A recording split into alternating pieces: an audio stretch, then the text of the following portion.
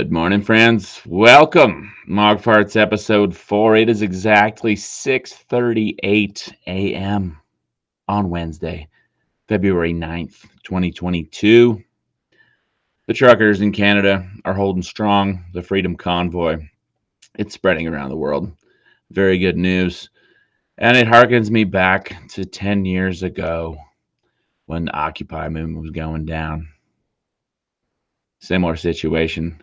Siege, protest campaigns against corrupt government, techno-fascist, bioterrorist, legitimate fascism, the merger of state and corporate power, right? Government saying, "Oh, you gotta get your citizens all jabbed up." Insurance companies say, "Oh, we're not going to insure your company unless you get your employees jabbed up." And the truckers saying, "Fuck that noise." Just like so many people said the same thing back in 2011 when the Occupy movement got going. Anybody watching can see this picture here. That's my 10-year challenge. That's what I looked like 10 years ago when I was real clean cut, working as assistant to Michael C. Rupert. Believe it or not, I'm wearing a Gucci suit in that picture that my buddy Wes gave me. Thank you for the suit, Wes. I gave it back to him eventually. People lately have been telling me, you got to clean up your act. You got to trim your hair, get that mustache off your lip. But no, I'm not doing that. I like looking a little rugged. And it separates people that are all trapped in the image from the people who are actually interested in the message. Some quick news this morning.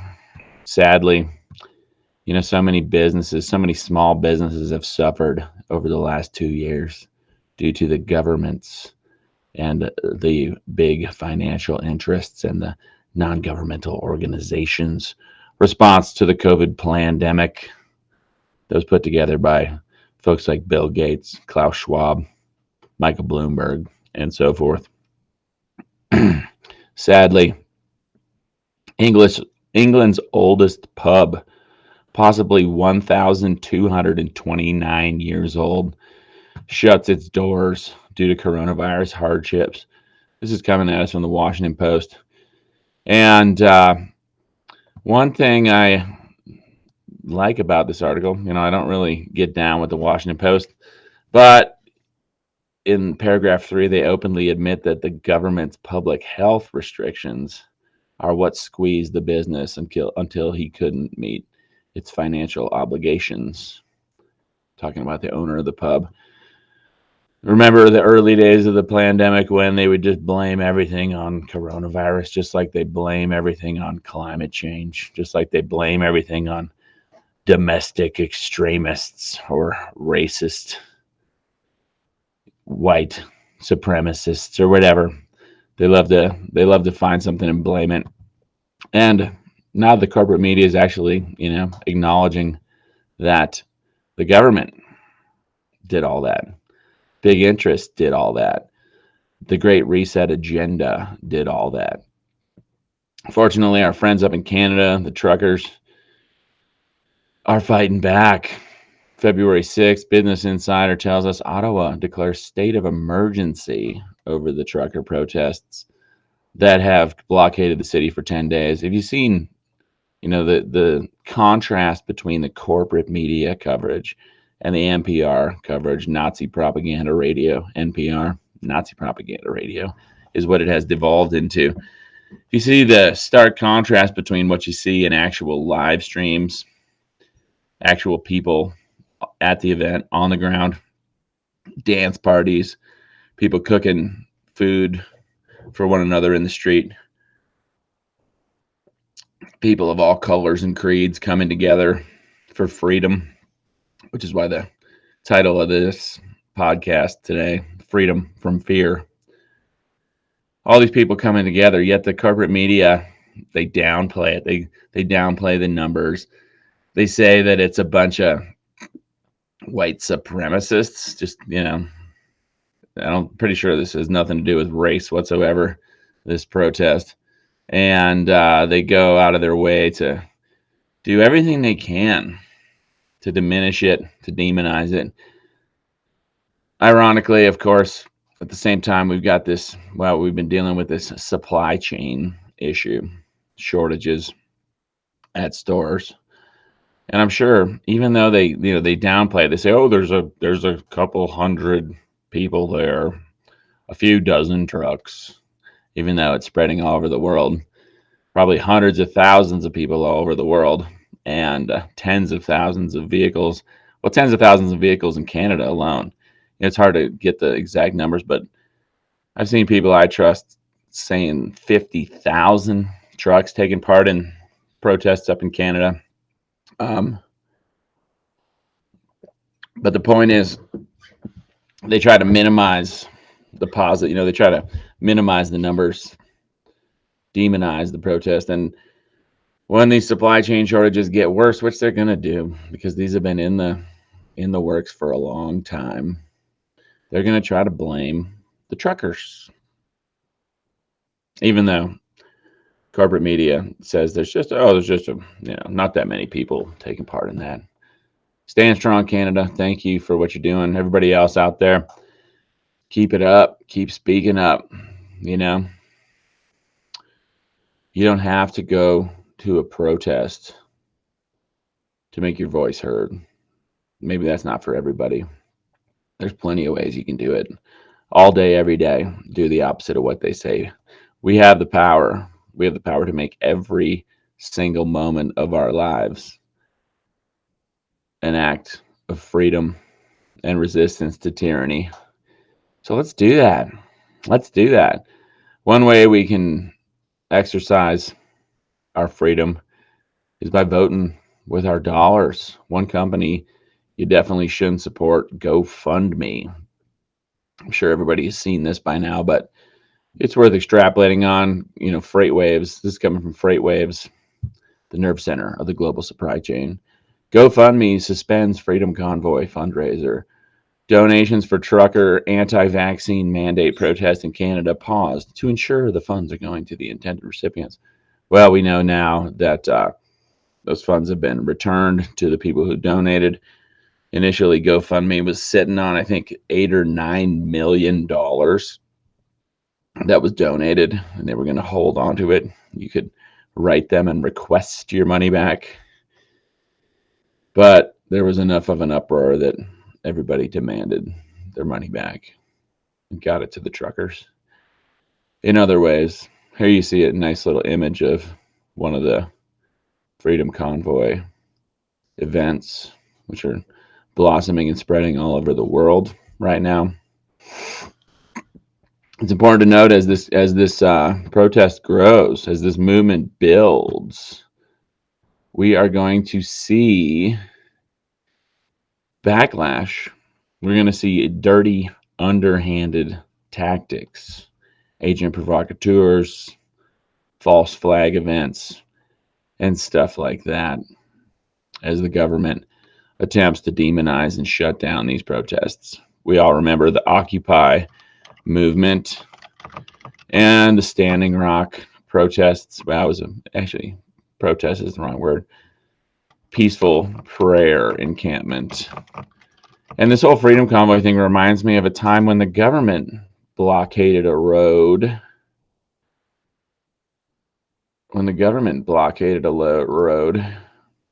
See if I can find a picture of this. Here we go. That's it there. With trucks. And if you're watching the broadcast instead of listening to it, you can see these two old military trucks parked in the middle of the highway. The Standing Rock Reservation is located south of Bismarck, about a 50-minute drive south of Bismarck, North Dakota, I believe. I could be wrong about the city name. But long story short, there's a big city, one of the biggest cities in North Dakota, about an hour up the road north, maybe a little less. And there's a bridge just north of the reservation, the Cannonball River. There's a bridge. The protest was right there on some Army Corps of Engineers land. Then there's another bridge.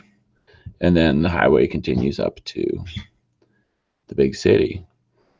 Well, long story short, the government took back, there was like an advanced camp that that was actually on the pathway of the proposed oil pipeline that the natives were protesting against. And the government basically raided that camp, pushed everybody back, arrested a bunch of people, cracked a bunch of heads, used overt violence to evict these people from their protest encampment, beat everybody back, pushed them back several hundred yards down the hill, down past this bridge. And then they took these two old military trucks. They look like Vietnam War era surplus. And they parked them like that, blocking the road, supposedly to, temporarily assure that nobody came through, right? And then that night, my buddy Derek Bros, thanks for everything you do. He was out there at the time. I hadn't been out to Standing Rock yet. This took place in maybe September or October of the first year of the protest. I'm going to see if I can find another image for you. And they parked these trucks down there. And then that night, interestingly, here we go. Boom. That night, the trucks were burned. And Derek was down there by the bridge when these guys showed up in this pickup truck, guys who hadn't been at the protest before. They showed up, got really aggressive with everybody. They were all dressed similarly. They got really aggressive with everybody. And they torched these trucks. And then the government used that as an excuse to erect a giant blockade on the road, saying that, well, because these trucks burned on the bridge was no longer safe, so they had to shut it down, effectively cutting the Standing Rock protest off from the big city to the north. So instead of taking, I don't think it was an hour drive, probably closer to 40 minutes.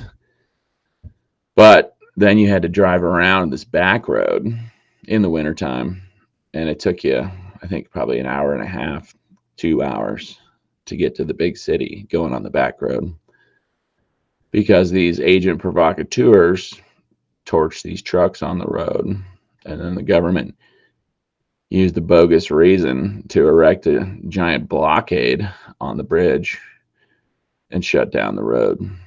That's the sort of tactics the government will resort to starve an occupation, to starve an encampment. Of course, 10 years ago with Occupy, we saw a coordinated federal crackdown where they were busting skulls, throwing people's stuff in the trash, encouraging homeless people, drug addicts to go hang out at the protest, to try to, demonize it, take steam away from the engine of resistance, make it look bad. Maybe I should clean up my image a little bit. I don't know. But the point is, got to be ready for just about anything, especially when we're really and truly, those of us that are really and truly aware of what we're up against. We know these people will stop at nothing to get what they want. They'll wage wars. They will pass bogus laws. They will print up trillions of dollars and gift it to anybody who supports their mission. This one's interesting news. I'm sure y'all saw this. The Biden administration, free crack pipes. GOP outraged at the $30 million Biden plan to fund crack pipe distribution. It's a clown world. My old boss, Michael C. Rupert, rest in peace, Mike, former LAPD narcotics detective who blew the whistle on the CIA smuggling cocaine into the country, fueling the crack cocaine epidemic that swept through inner cities back in the day. still affecting inner cities. Well, people all over. Thinking about drugs, man. Obviously, stuff like nicotine, alcohol that are legal, that derail so many people's lives. And you got all the pharmaceutical drugs that are perfectly legal that fuck people up. And you got the hard street drugs like heroin, fentanyl, cocaine, all the party drugs, all the illegal drugs. Despite the 40-year war on drugs, they still seem to find their way into the country somehow. And now we got the President of the United States handing out crack pipes. These are the sort of tactics. Another tactic they use, they jack up the price of everything, right? Inflation. We're told, it's a sign of progress. If the value of housing goes up, that's good for the economy, right? But in reality, a truly successful civilization, the cost of everyday goods and services, the basic fundamentals you need to survive, food, water, shelter, would go down, right? They want us to be afraid of deflation, like, heaven forbid things get cheaper. And here we see, coming from agriculture.com, the cattle price explosion is now, published a couple days ago. Last summer at the 2021 Cattle Industry Convention, market experts from CattleFax told beef producers they could anticipate an explosion in cattle prices within months. Boy, were they right. The surging market for all classes of cattle explains the smiles on producers' faces at the 2022 Cattle Industry Convention taking place this week in Houston. Fed cattle prices now near $140 per CWT are up $25 from last year. Feeder calves are now over $2 a pound at many auction markets from $1.60 last year. So that's huge inflation. Well, we got that going on. Cost of food, cost of fuel, cost of housing, cost of living going up. An artist recently placed a cube made of $11.7 million worth of gold in Central Park. Wow. You made a cube out of gold. $11.7 million worth. Put it in a park. Just to, I don't know what. Crazy clown world we live in. Luckily, locally here, we can escape off into the mountains to get away from the madness. I've been doing a lot of skiing. Still finding plenty of good snow out there, even though we haven't had a real good snowstorm in a month. Local Abbey forecast, low at all elevations, all locations. Anybody listening to this, it's still good. Still good on a lot of aspects. A little bit of north, just a little bit of north on west and east aspects, shaded, protected locations, especially between, about 7,000 and 9,000 feet. It's still skiing phenomenally well, so get you some. Take advantage of this opportunity to go explore a place you've never been before. Even if you don't find good snow, you will have a great opportunity to reflect on life and a real sense of adventure as you go out and explore. This winter has been all about exploration for me, and I've been loving it. Looking at the forecast, spot weather forecast locally for here in Alpine. This is the forecast at 7,000 feet. Supposed to stay pretty cool. A couple days above freezing over the weekend, which might impact the snowpack a bit. But luckily, it's supposed to start snowing again, so they say, on Tuesday. And snow throughout the rest of the week. So fingers crossed, although they like to do that. The forecast loves to predict snow towards the end of a 10-day forecast. And then as you get closer and closer, that chance of snow evaporates. It's funny how that works out. Supposed to head down to Deer Valley today to see some buddies from high school. All my high school buddies from Winona, Minnesota. Well, not all of them, but maybe 10 or 12 or 15 of them are getting together they're all doing pretty well for themselves, and that's great. Makes me happy to see my buddies living successful lives, beautiful families, successful businesses, money in the bank. I'm supposed to head down there and visit them, but I got a rule. You don't leave good snow to go skiing. And it looks like the snow down in Park City, looks like they've had a harder go than we've had here. No snow in the forecast down there either. I'm not really a big fan of ultra exclusive ski resorts either. Although it is fun when you go there and you get a bunch of stuff for free. And the local ski bums just seem to know that you're a kindred spirit, and they hook you up with free shit. Gotta love it. Somehow you can just roll up, get on a lift, no ticket, go into a bar, get a free drink, free something to eat. Sometimes it just works out that way. I don't know. They just know. Which is why I'm always trying to hook people up too. One group that's not trying to hook us up is the people that control the weather. Well, they don't control it, but they're always manipulating it. Kind of a bummer. Weather modification history, they recently updated it, and it's not as slick and smooth as it used to be. But anybody interested in the weather manipulation agenda that ties closely into the climate change agenda, there, it's loading up. It's just slow. Used to load up a lot faster.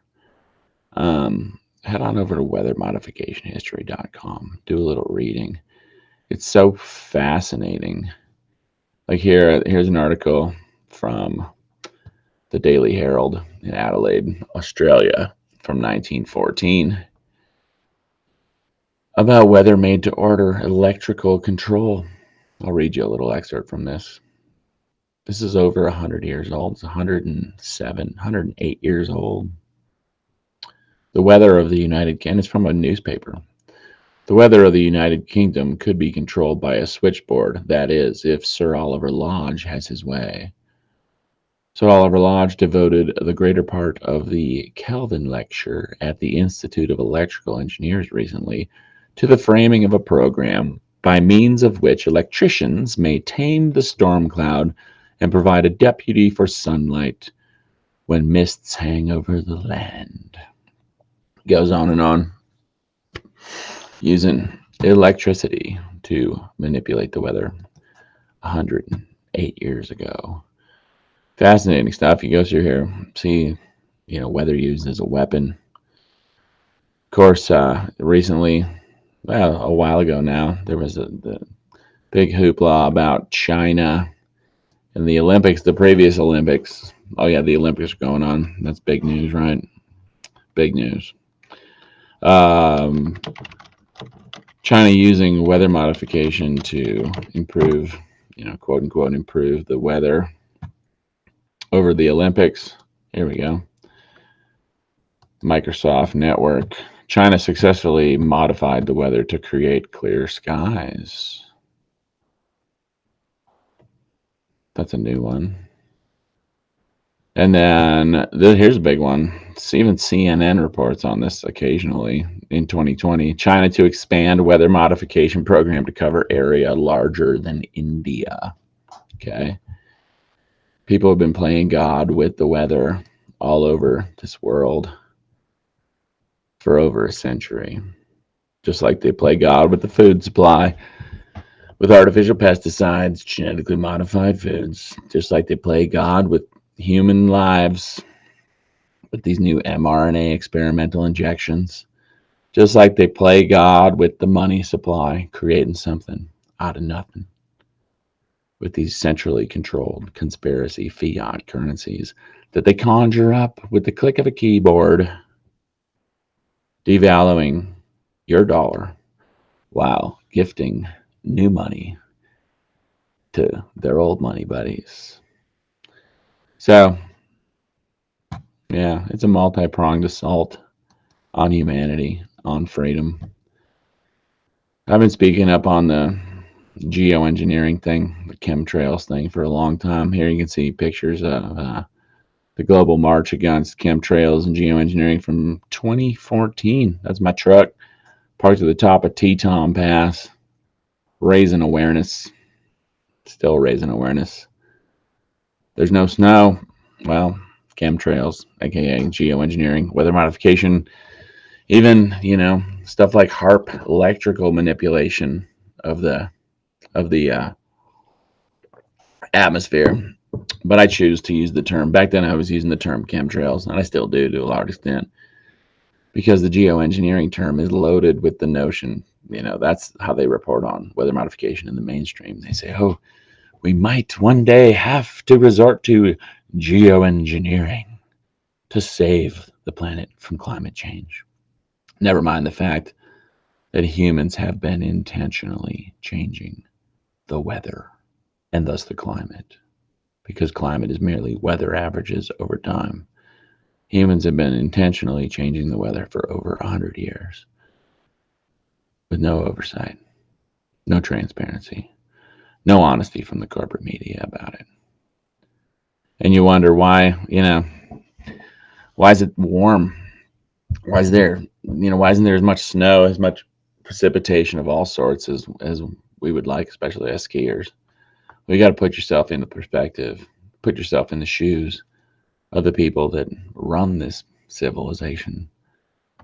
Think about how difficult it can be, big snowstorm, how difficult it can be to clear your sidewalk, your walkway, your driveway around your buildings. And then imagine that you control the funds used to clear the interstate highway system, airports, military bases, factories, huge cities, all the streets and alleyways in huge cities. And you can see that snow costs the ruling class, the elites. Cold weather, snowy weather costs them a lot of money. They have to pay it out to plow drivers, stuff like that. They save a lot of money. They can squirrel away a lot more money by keeping it warmer, making it not snow. One of many reasons people manipulate the weather. Of course, you can use the weather as a weapon. Of course, you can use the weather to augment snowpack, augment precipitation. Right? You can get more rain where you want it. You can have less rain where you don't want it.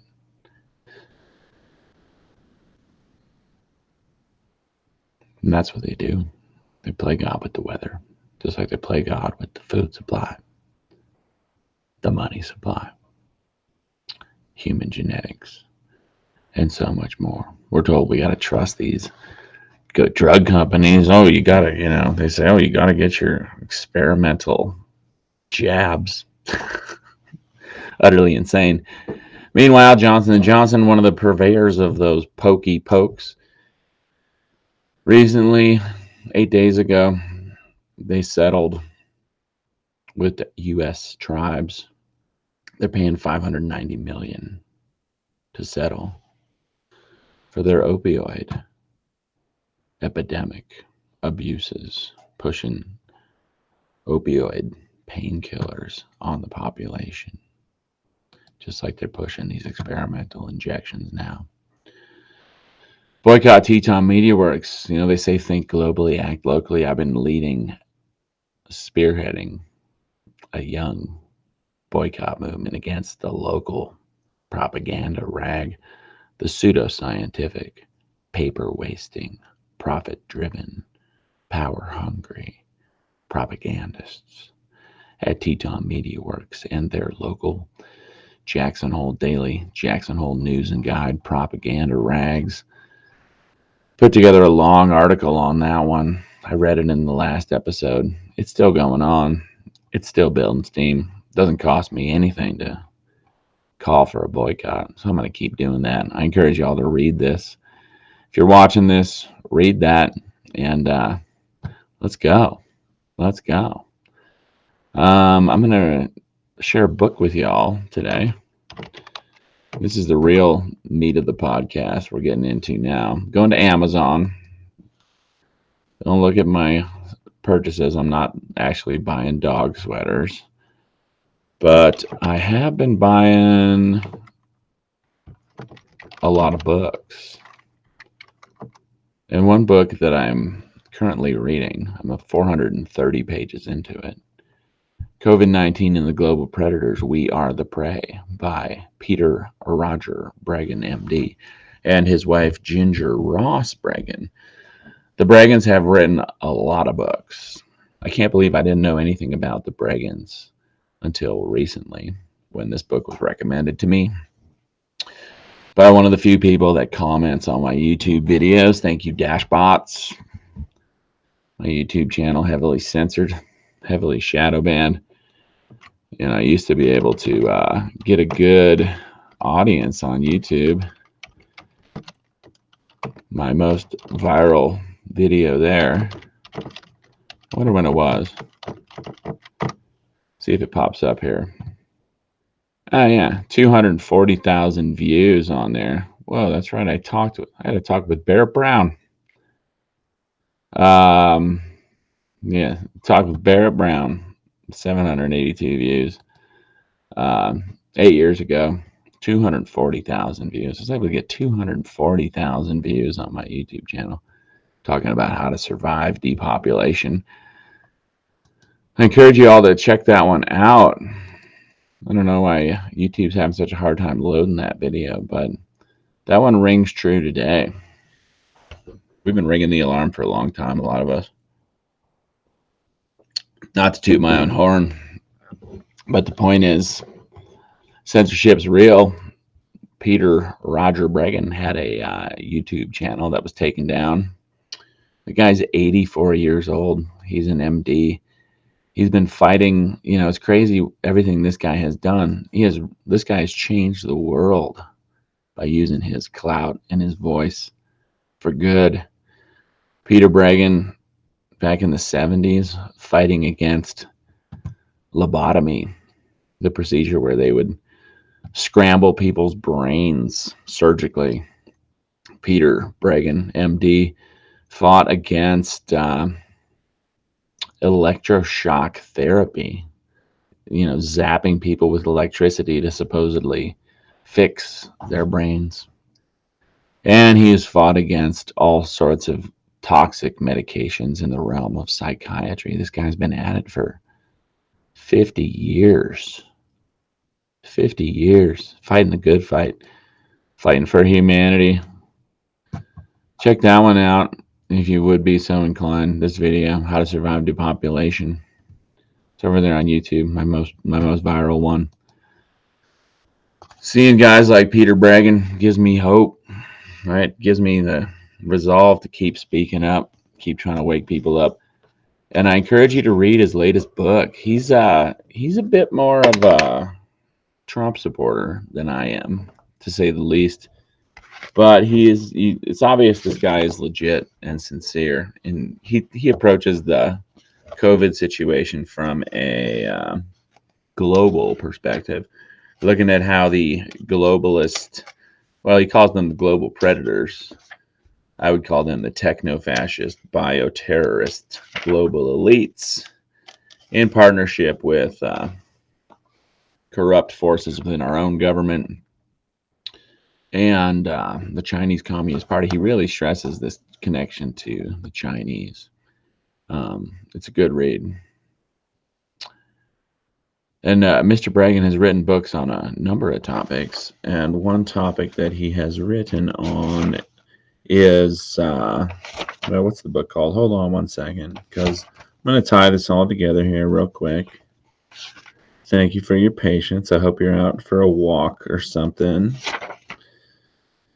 Well, we'll get to it in here. He wrote a book on this topic years ago. I'm going to read you guys chapter 32 from Peter and Ginger Breggin's excellent new book. Came out September 30th, 2021.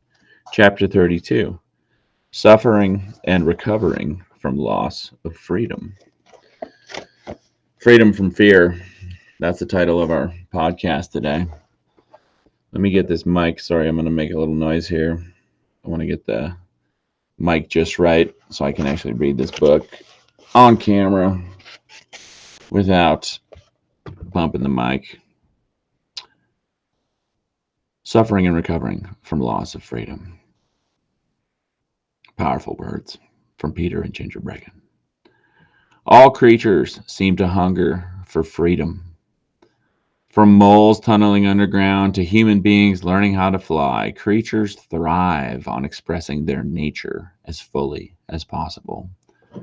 When thwarted or blocked in their purposes, they try to find a way around it. In human beings, this desire for freedom is expressed every day by millions of children who at an early age learn to say no in the face of negative consequences. Historically, this motivation to overcome blocks to their liberty was demonstrated by our nation's founders when signing the Declaration of Independence that simultaneously became their death warrants in the eyes of King George, if he could have caught them. Animals love their freedom and suffer without it. The mechanistic psychologist Ivan Pavlov, right? We all know Pavlov's dog. Ivan Pavlov postulated a freedom reflex in animals to describe their distress upon being confined or restrained. This is a quote from Ivan Pavlov. We tried out experimentally numerous possible interpretations, but though we had had long experience with a great number of dogs in our laboratories, we could not work out a satisfactory solution of this strange behavior until it occurred to us at last that it might be the expression of a special freedom reflex, and that the dog simply could not remain quiet when it was constrained in the stand. Okay, they had some sort of stand they were making the dog occupy. This reflex was overcome by setting off another against it, the reflex for food. We began to give the dog the whole of its food in the stand. At first, the animal ate but little and lost considerably in weight, but gradually it got to eat more until at last the whole ration was consumed. At the same time, the animal grew quieter during the course of the experiments. The freedom reflex was being inhibited. It is clear that the freedom reflex is one of the most important reflexes, or, if we use a more general term, reactions of living beings. This reflex has even yet to find its final recognition. In James's writings, it is not even enumerated among the special human instincts. But it is clear that if the animal were not provided with a reflex of protest against boundaries set to its freedom, the smallest obstacle in its path would interfere with the proper fulfillment of its natural functions. Some animals, we all know, have this freedom reflex to such a degree that when placed in captivity, they refuse all food, sicken, and die. End quote from Ivan Pavlov. Because modern psychology, hold on, just trying to get this book up here. There we go. What? Well, you get the idea. There. Excuse me. Technical difficulties. I guess that's why Joe Rogan has got young Jamie working the computer for him. Because modern psychology largely ignores or rejects freedom in humans, let alone in animals, Pavlov's concept of the freedom reflex or reaction is as fresh and startling in some ways as it was when he discovered or described it. In the above quote, he calls it one of the most important reflexes of living beings. He describes the necessity of having this reaction. Otherwise, the smallest obstacle in its path would interfere with the proper fulfillment of its natural functions. He directly relates the loss of freedom to extreme suffering, even in animals who, when placed in captivity, they refuse all food, sicken, and die. Helplessness in the face of losing freedom. When Pavlov describes the captive animal's refusal to eat, allowing itself to die, he is seeing the animal enacting the feeling of helplessness that overcomes animals and humans when they lose their freedom. Anyone who has spent time with toddlers has seen that freedom reflex expressing itself and probably has experienced the youngster's negative reactions to being confined or restrained. Eventually, animals and humans tend to adapt to the suffering caused by the loss of freedom and may stop attempting to fight back or to escape. They often become docile and obedient. They may end up identifying with the oppressor, as in the classic Stockholm syndrome.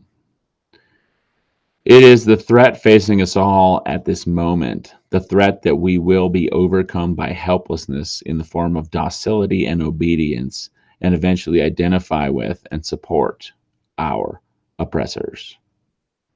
Jeffrey Masson on animal freedom.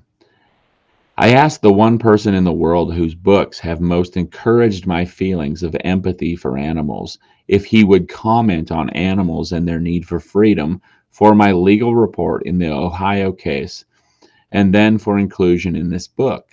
He is Jeffrey Masson, the author of When Elephants Weep and Dogs Never Lie About Love. And here is what he wrote. In a new book, Mama's Last Hug, Franz de Waal, director of the Living Link Center at the Yerkes National Primate Research Center, tells the story of Mama, a chimpanzee who was 59, the great matriarch of the colony at Burgers Zoo at Arnhem in the Netherlands. She was curled up in the fetal position in her straw nest, clearly in her last days. Nobody in their right mind would enter the cage of such an animal, but a biology professor, Jean van Hoof, had known Mama many years before, and the two had become close. As soon as she saw the old professor, himself approaching 80, enter the cage, a first anywhere, barely able to move, she managed to get up from her nest, and one of the staff took a video of what happened next. She came very close, and when she recognized him and began making sounds of joy that chimpanzees make at reunions, threw her arms open and embraced him as he cried in joy.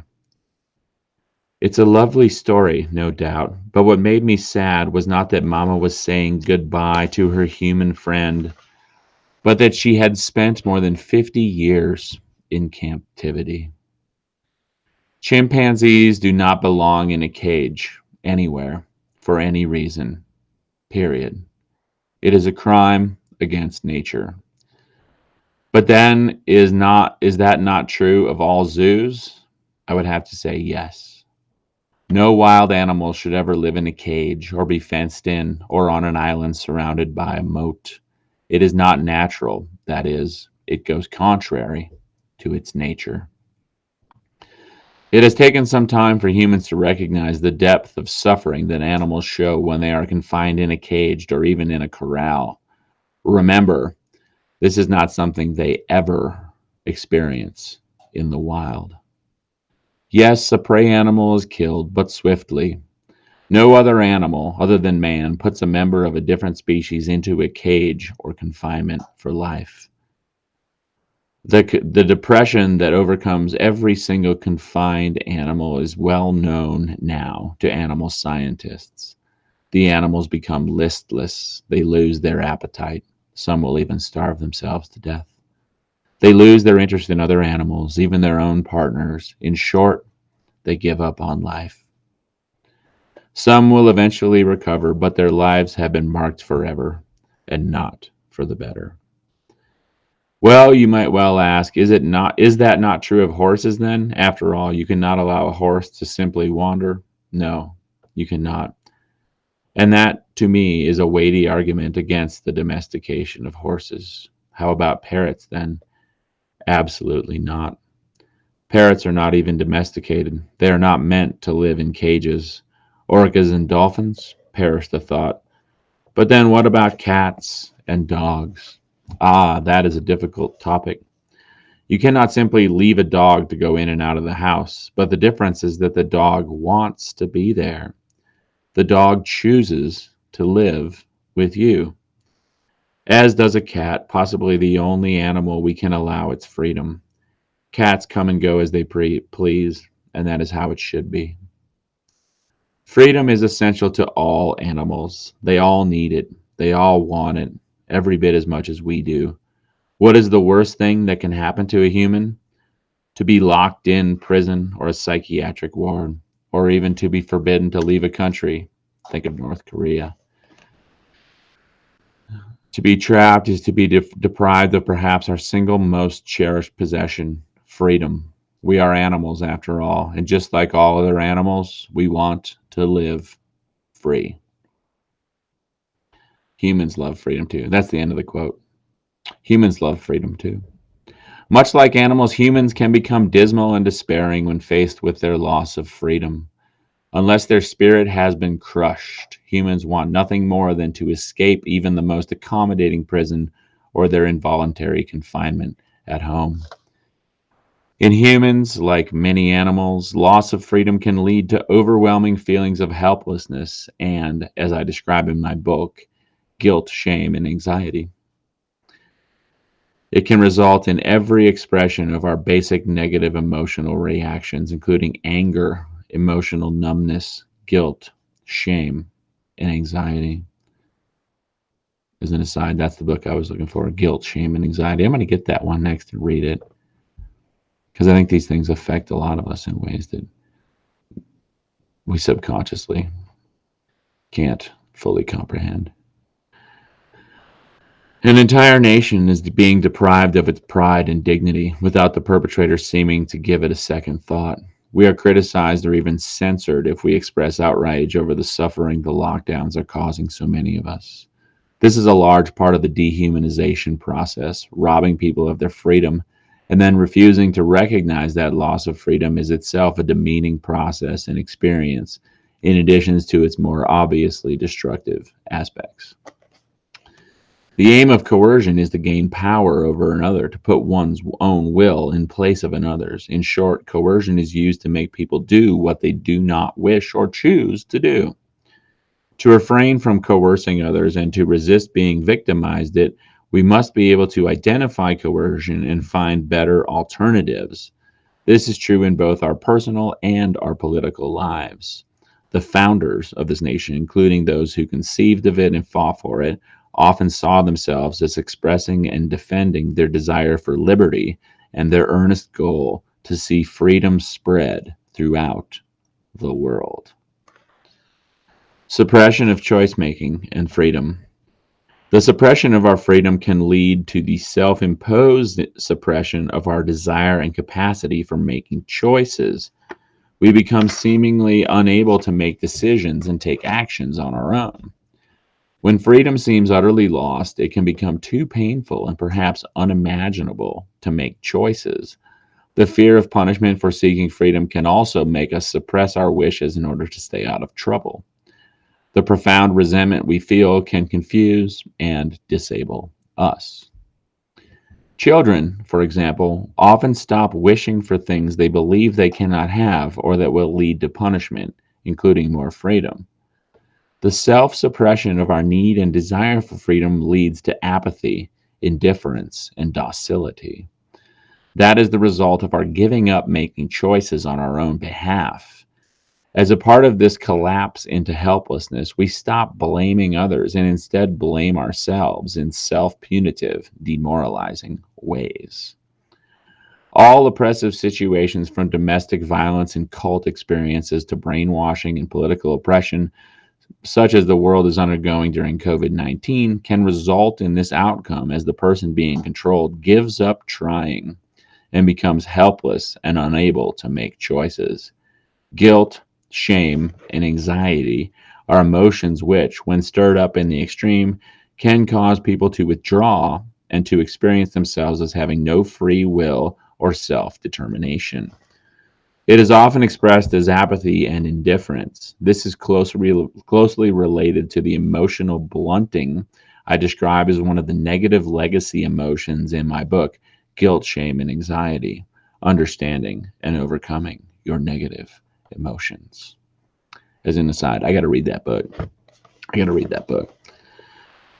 Studies on an individual and political level show totalitarian environments create avolition, apathy, and indifference. After the fall of the Berlin Wall, older people from behind the Iron Curtain were so indoctrinated into dependence and helplessness they could not rejoice in the changes which was left more often to youth. Individuals lacking volition are ideal citizens for a totalitarian political system, but they vastly impair the functioning of a democratic republic. Eventually, their inability to contribute to society also impairs totalitarian societies and leads to their demise. The cost of coercion, the impact on the victim. One might wish that abusing people would cause the perpetrator to feel guilt, shame, and anxiety, but in reality, they often feel empowered, much as we see with the global predators. Power can be exhilarating, and the more they get, the more they want. Especially in childhood, but also in adulthood, the victims are the ones who feel badly and self-blaming towards themselves.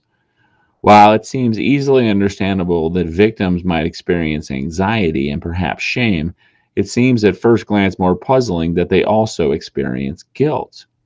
The key, I believe, is the psychological helplessness engendered in victims, which makes them vulnerable to guilt, shame, or anxiety. Overall, coercion always has a cost for the victim. Most obviously, it creates psychological helplessness, including guilt, shame, and anxiety in the victim. It encourages victims to lie and to dissemble. While perpetrators lie to others and sometimes to themselves to cover up their abuses, victims learn to lie and dissemble to avoid or minimize further oppression. Eventually, they lie to themselves about their real feelings about being suppressed or abused, a process that is sometimes called denial. During COVID-19, both individuals and societies are going through this emotional turmoil with increasing oppression, energizing the perpetrators and grinding down the victims. Under these circumstances, the victims must reject their helplessness and fight back as effectively and ethically as possible. Short aside, that's what we're seeing right now with the Freedom Convoy movement. Thank you to everybody taking part in that. Understanding psychological helplessness. In my book, Guilt, Shame, and Anxiety in Scientific Articles, I have described how oppressed individuals end up shutting down their own vitality. They become overwhelmed with helplessness, and the feeling often leads to what I call the negative legacy emotions of emotional numbing or apathy and anger, beneath which are deeper negative feelings of guilt, shame, and anxiety. My recent publication, co-authored with Jan Stolzer, PhD, a professor of childhood and family life, describes the effect of psychological helplessness, including how it is reinforced by oppression. Here's a quote from the recent publication. Physical or objective helplessness can be distinguished from psychological helplessness, which is subjective and emotional in origin. Physical helplessness is exemplified by being incarcerated behind bars or afflicted with a neurological paralysis. Psychological helplessness involves feeling, believing, or acting as if one were emotionally imprisoned and paralyzed, and unable to take effective or meaningful changes in one's attitudes or behaviors. Prisoners or physically paralyzed individuals may be largely unable to improve their physical status, but they do not have to become psychologically helpless. That is, they do not have to give up looking for opportunities to improve their emotional, psychological, and physical responses. In the publication, I briefly describe disabling effects of extreme abuse upon adults. My observations apply directly and without modification to the effects of increasing degrees of totalitarian control in COVID-19. The effects of abuse in adulthood. When adults are exposed to extreme abuse, their sense of personal value and worthiness of love can be crushed. This occurs when disabled, elderly, and other vulnerable persons are abused within their own families. It occurs when people are abducted and held in captivity, or when they are incarcerated in total institutions, such as extermination camps, prisoner of war camps, mental hospitals, or prisons. In all these situations, the perpetrators, such as hardened staff, often systematically attempt to bring about psychological helplessness in the individual, along with feelings of being undeserving of love, and hence, even life. Going behind the Iron Curtain. The universality of these principles, they apply in all societal settings that oppress and control people, was deeply impressed upon me when I visited East Berlin under communism in 1988, 1 year before the Berlin Wall came down. I went with author Jeffrey Masson, who speaks German and has studied Nazi Germany. To get to East Berlin, we took an underground train from West Berlin and got off at the last and only stop within a frightening labyrinth of grim-faced guards beneath East Berlin. Inside the city itself, it was bleak and barren of interesting or exciting activities. The people looked fearful and depressed. We were approached by a small group of teenagers who begged us to find a way to sneak them into West Berlin, an act of despair that took considerable bravery and perhaps recklessness born of resentment at living within a totalitarian system. Unlike the animals described by Pavlov as dying from loss of freedom, these youngsters were striving for freedom, and it leaves me wondering how they fared when the Berlin Wall came down a year later. I was struck at the time by something I continue to mull upon to this very day.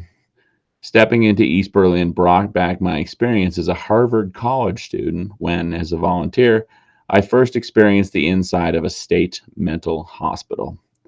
The bleakness, the lack of normal human activity, the sadness and despair in the faces, and the pitiable requests to please help them go free.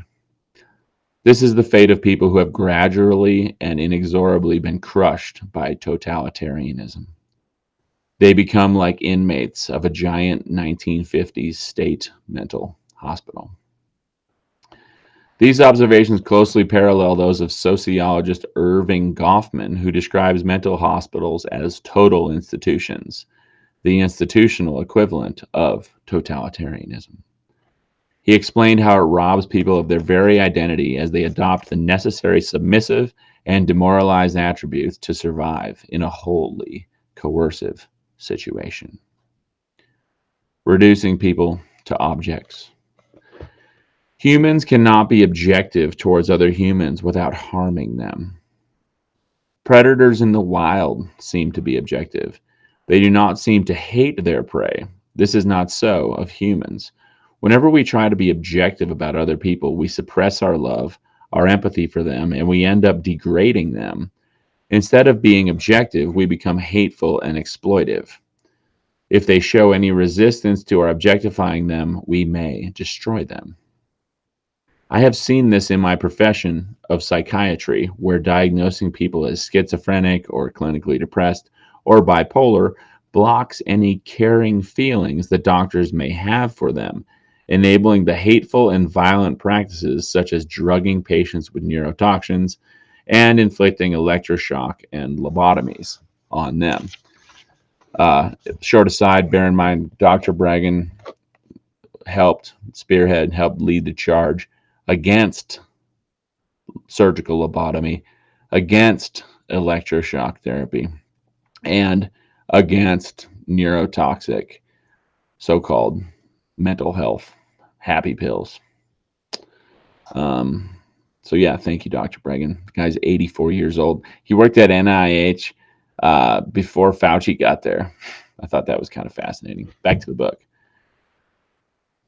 Only shared values and mutual affection ultimately limit how badly people will treat each other. Unfortunately, for the few sitting on the mountaintops of wealth and power while manipulating humanity, people can look as far distant as ants underfoot, or all the more distant as ants underfoot. in a nature film. In 1964, in one of my earliest publications, Coercion of Patients in an Open Mental Hospital, I described how a supposedly voluntary psychiatric ward was not truly voluntary.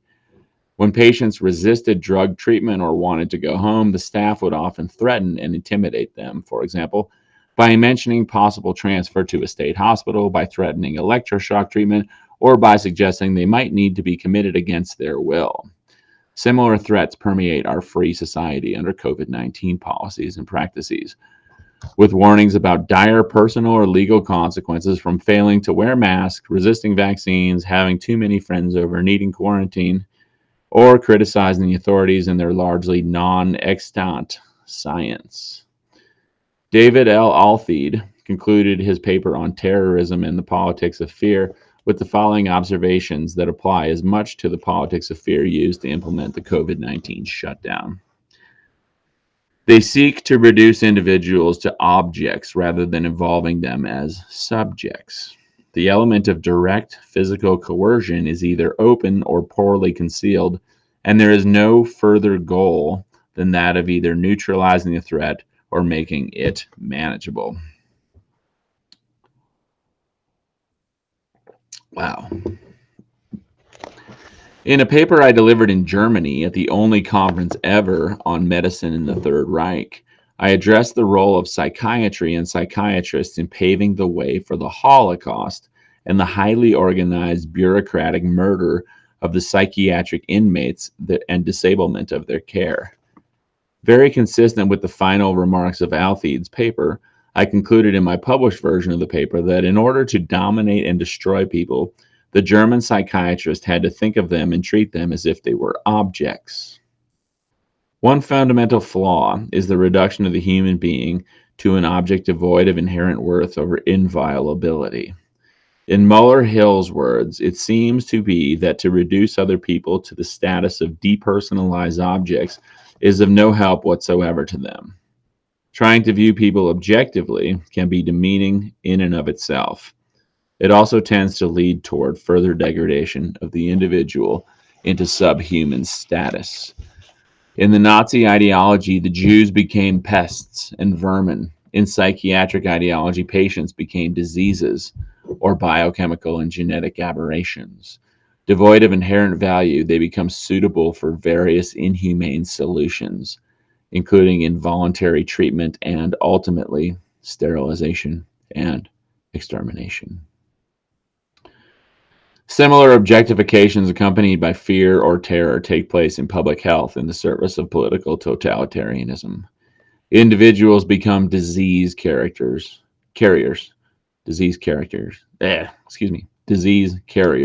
or merely contacts. And all the protections given to human beings in the Constitution and Bill of Rights become null and void. We should apply the Nuremberg Code to obtaining consent for vaccination from prisoners, hospitalized mental patients, or nursing home inmates. People living under such authoritarian conditions are faced with intense pressure if they refuse a vaccine. Therefore, they cannot give voluntary consent to dangerous experimental procedures such as Operation Warp Speed vaccines. Vaccines should not be offered to them any more than they should be offered the opportunity to participate in other kinds of dangerous or life-threatening experiments. Extending that principle, as Ginger Breggin has pointed out, society itself has now become so authoritarian and threatening surrounding COVID-19 issues that people feel compelled to volunteer for the vaccine. If they do not volunteer, they are subject to social rejection and to increasing limitations on their freedom, such as going to school, traveling, working at the office, shopping in stores, or going to public events. Therefore, these experimental and dangerous vaccines should not be given to anyone, and we should return to the stricter standard of requiring that they pass through the FDA approval process before being marketed. Using increasing and yet inconsistent threats. Some recent threats employed by shutdown advocates are reminiscent of totalitarian governments. One such example is the mayor of New York City, Bill de Blasio, telling citizens to use a special hotline to photograph and report their neighbors and other people who were not following all the shutdown rules. Another example is the mayor of Los Angeles announcing the city will turn off electrical power and water if private homes or businesses have large groups. Issuing catastrophic threats is a major way of making people docile. On March 6, 2020, the Australian National University reportedly declared, in the most disastrous scenario, the global death toll could reach a staggering 68 million. The best scenario was 15 million. The first author, Warwick McKibben, was also associated with the Brookings Institute.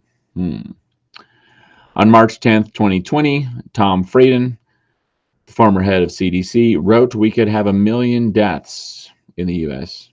On March 16, 2020, the New York Times reported White House takes new line after dire report on death toll. A new twist on threats was made in a recent scientific publication on August 13, 2020, entitled Comparison of Estimated Excess Deaths in New York City During the COVID-19 and 1918 Influenza Pandemic. On August 15, 2020, the fantastical manipulations to make this comparison were correctly debunked by Richard Epstein in a report, COVID-19 Confusion. So he's talking about, as an aside, Breggin's talking about all these threats. Oh, we're going to see X number of deaths unless you follow our standards. Of course, we recently saw, it was ironic, it came from Johns Hopkins Bloomberg School of Public Health, or some organization at Johns Hopkins, not necessarily the Bloomberg School. But they said, oh, the lockdowns, they decreased the death rate by 0.2%, if that. But back to the book. I recently had a personal experience of inflicting uncertainty on helpless beings under my control. Ooh, interesting. In the cold weather, I wanted to encourage my dogs to respond more quickly when I called them to return home with me after walking outdoors in the snow. So I began to give them treats after we returned home. But I enjoy walking them so many times a day, I decided to give them occasional or intermittent treats. After a few weeks of this erratic rewarding, became apparent to me, my wife Ginger, and her mom Jean, that the dogs became anxious and confused at those times that I did not give them their expected treats. Anthony Fauci's well-documented flip-flopping on issues represents this kind of unnerving practice. Good point. Censorship is loss of freedom. The control of the media and internet is in the hands of multi-billion-dollar industries who favor top-down government, who pay off or collaborate with government administrators and legislators, and who almost universally favor the extremes of the COVID-19 shutdown. Google and YouTube, Twitter and Facebook, and Amazon stifling and controlling free speech on a mass scale in the name of public health is characteristic of the shutdown. Censorship is the loss of freedom of expression. As a most astounding example, Alex Berenson, the highly respected, although I don't respect Berenson too much. I got to disagree with you on that one, Mr. Breggin. Check out, is Alex Berenson controlled dissent, or controlled opposition, excuse me. But back to his book. Sorry to interrupt your book, Mr. Breggin. As an astonishing example, Alex Berenson, the highly respected former New York Times science reporter who was censored in advance by Amazon when he tried to sell his insightful documented booklet on their enormous website. From all the truly bizarre and evil publications Amazon has for sale, they decided his book, Unreported Truths About COVID-19 and Lockdowns, did not meet their standards. They gave him no reason except to say it would help if he edited out references to COVID-19, which happened to be the subject of his book. As he describes in part 2, he was saved by the intervention of the powerful Elon Musk. If Amazon had not accepted the book, Berenson writes, there was no other comparable alternative for him to get his views to the public. Okay. Got to jump in there with an aside.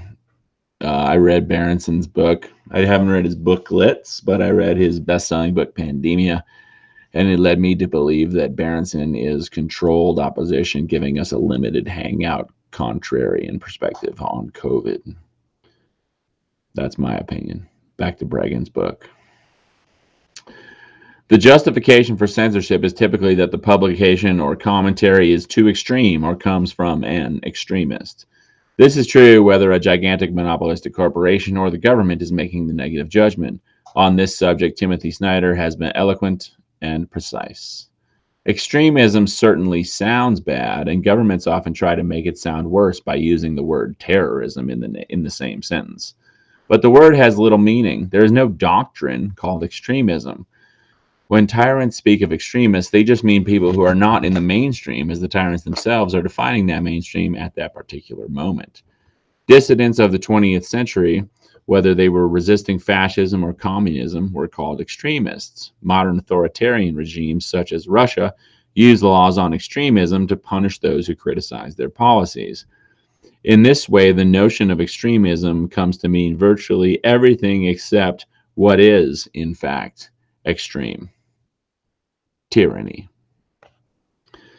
In our ordinary activities as citizens, we may feel censorship does not have much impact on our lives. For example, if you want to look up critical information about Dr. Fauci or Bill Gates, you may feel satisfied with what you find on Google or on Wikipedia or even on social media.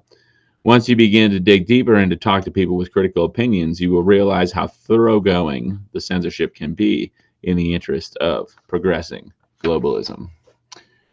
Even if you go to your favorite media on the left, such as CNN, or the right, such as Fox News, you may think you're getting something nearer the truth, but you will find sparingly little about most of the issues discussed in this book. You will uncover pitifully little about the routine corruption that runs amok in major corporations, because both the left and the right media now depend on advertising coming from globalist corporations. Large corporations and the limits of human caring. Why does corporate life go morally south? We humans evolved to live in extended nomadic families, often no larger than 20 or 30 in number. This went on for hundreds of thousands of years until the advent of villages a mere 10,000 years ago. Thus, we evolved to care about the well-being of the people nearest and dearest to us in our nomadic extended family, while feeling fearful, defensive, or predatory toward the great body of humanity surrounding us. While our capacity to care about people close to us persists, many of us work in large corporations, institutions, or agencies where we impact people whose names we will never know and whose faces we will never see. Whether we are working for a drug company or a government agency, most of us lack concern and empathy for the distant people over whom we have so much power. On top of that, the breakdown of traditional cultural ties that bind large groups of people, such as nationalism, a shared history, religion, and varied cultural identities, leave these human predators unrestrained by any broad sense of affiliation or love for the people they are perpetrating against. The world has turned into a field full of prey, at times a killing field, for all enormous predators who feel little or no attachment to the vast numbers of people over whom they seek economic, religious, or political dominion. With the rejection of basic principles and sound ethics so rampant in modern society, those who run large entities of any kind, governmental, corporate, and religious, have become easily corrupted, putting their own power and wealth and their own institutions above all else. As I describe in my book, Guilt, Shame, and Anxiety, we evolved over millions of years to feel attached, loving, and obligated to our immediate family, while often fearing and avoiding strangers. In our personal and family relationships, we naturally feel negative, inhibitory emotions like guilt, shame, and anxiety when we behave badly. However, we may feel little or no concern for strangers somewhere else in the world who are being directly or indirectly disadvantaged or harmed by our activities. A person who would never cheat in ordinary life, that is, with friends or family, might think nothing of manipulating data in a computer to make the corporation's products look safer and more useful than they are. This human weakness with respect to caring about people with whom we have no kinship and little or no contact, and on whom we depend for making a profit, dooms large, heartless entities to becoming corrupt. This vulnerability exists whether we are talking about large government, giant corporations, powerful political parties, or international religious organizations. Even worse, these large entities will become even more monstrously corrupt if there are no competing or inhibiting entities, such as effective governmental watchdog agency, a free press dedicated to honesty and the public good, or a strong president protective of America and liberty. The strength and independence of America is the predominant reason this disparate group of global predators feels the need to cooperate and to get strength from each other. Many of them have strong financial ties to America from which they draw much of their power. But as others have warned, these parasites are endangering the host with globalism and with their ties to the Chinese communists. SilverDollar.com describes part of that paradoxical process of the globalists destroying their host.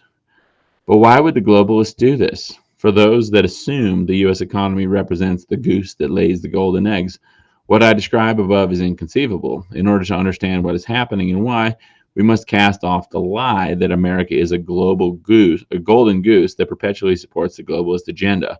Rather, America is more like a host to the globalist parasites, and once the host is drained of all vitality, the parasites will leave and move on to bigger and better targets. Globalists are not only predators, but they are also parasites that live off the subjugation of other people. In a profound sense, all humans who profit off the unfreedom of other people are parasites. I'm going to read that again. In a profound sense, all humans who profit off the unfreedom of other people are parasites.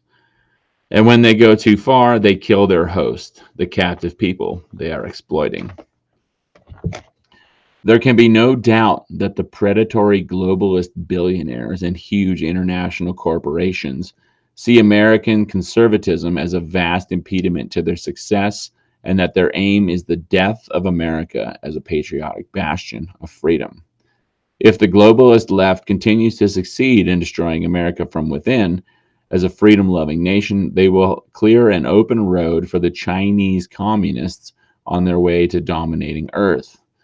The left's murder of the American right will become an unintended suicide of the American left itself, as China snuffs out the great experiment in freedom begun by our founders less than 250 years ago. The current suppression of America's patriotic conservative right is China's agenda. What can we do about this looming tragedy for us and the rest of humanity? We Americans can no longer afford to remain helpless in the face of parasitic global predators. We must revive our determination to stand up for personal and political liberty. No other country and no other people are prepared to do it without our leadership. So there you go. Chapter 32, COVID-19 and the Global Predators. Like I said, Breggin is a bit more of a Trump supporter than me. Takes it he puts a lot of the blame on the Chinese and the globalists, and I can agree with him to a large extent there. And I think it's important to read from a wide variety of sources. So that's why I'm sharing that book with all y'all today. Fascinating read. You know, whether I agree or disagree with Mr. Breggin on everything, I certainly appreciate the fact that he has spent 50 years, over 50 years. He said his first article, you know, in that chapter, he mentions his first book or article published in 1964 about psychiatric patients in mental institutions, in involuntary mental institutions, being threatened with the notion of being lobotomized or electroshocked or moved to a involuntary institution as a way of controlling them and coercing them. 1964. I got a 1964 T-Bird. Gonna fix that up this summer. Paint it up all pretty. Ride around. Join the Freedom Convoys. You know. There's a quote there somewhere. The tree of liberty must occasionally be, must frequently, I think, be watered with the blood of tyrants and patriots. And it seems like we're kind of at that point. Of course, I would prefer, and I hope you do too, I would prefer things to remain peaceful. But, you know, humanity, hope for the best, prepare for the worst, right? On that note, that's another episode in the can. Thanks for tuning in. MOGFARTS, episode 4, February. Yeah, it's 8 a.m. on the dot, 7:58 a.m., February 9th, 2022. Thank you all for tuning in. Really appreciate it. Big shout out, big thank you to everybody standing up for freedom. I've had people trying to get me to help organize some protests. I should jump on that. I've just never been much of a protester. I've always been more of I'll go to some protests, but something about them, I prefer to make all day, every day, an act of protest. I prefer to make my protest slightly profitable as opposed to spending money on it. I don't like, I went to after Standing Rock, when I say profitable, I don't mean like making money, but sustainable in the sense that it doesn't cost money to go protest. I remember going to, I've only been to Washington, D.C. once. I went there for the Native Nations Rise March after the Standing Rock encampments were raided and destroyed by the corrupt federal government. And it just seems silly to me to like show up on the steps of the government.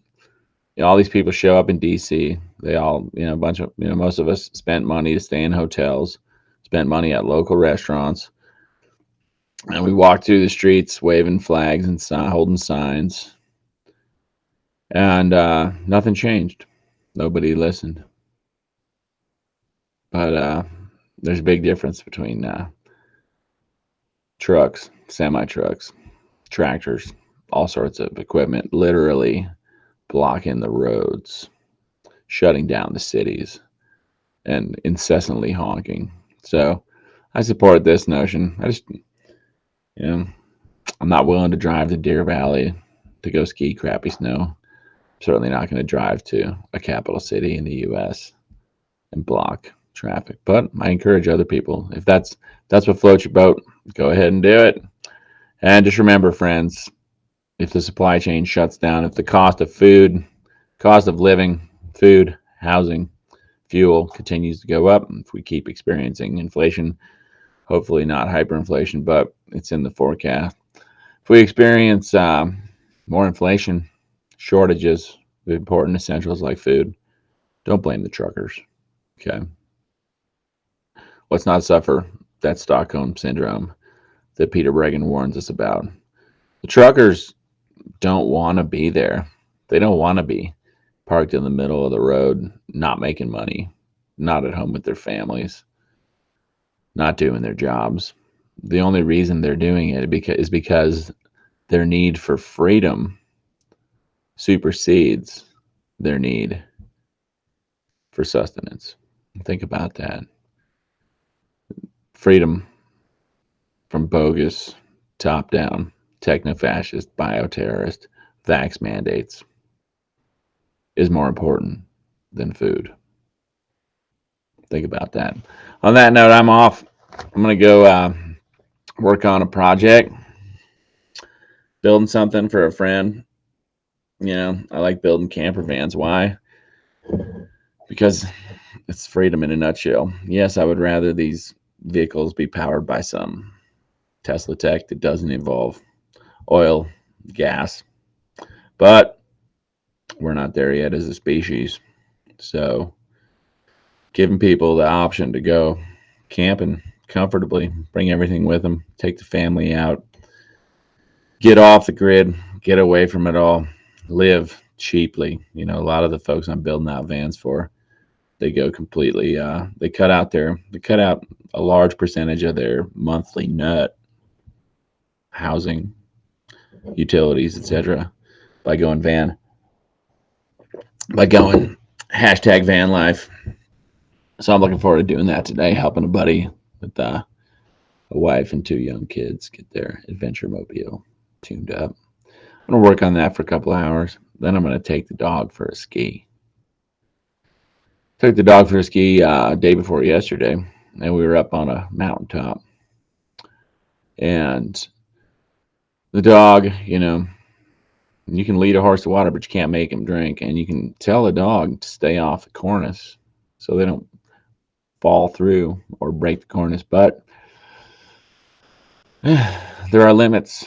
there are limits to what we can convince people and animals to do, including ourselves. I can put out a video how to survive depopulation, but I can't even make myself. I can't even make myself always follow my own advice. It's funny how that works, isn't it? And similarly, I can't convince my dog to stay off a cornice because he doesn't understand.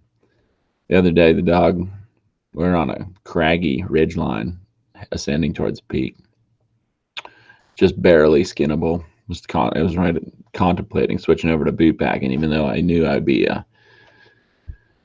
boot to knee deep snow, breaking through the crust. I was barely holding on with skins.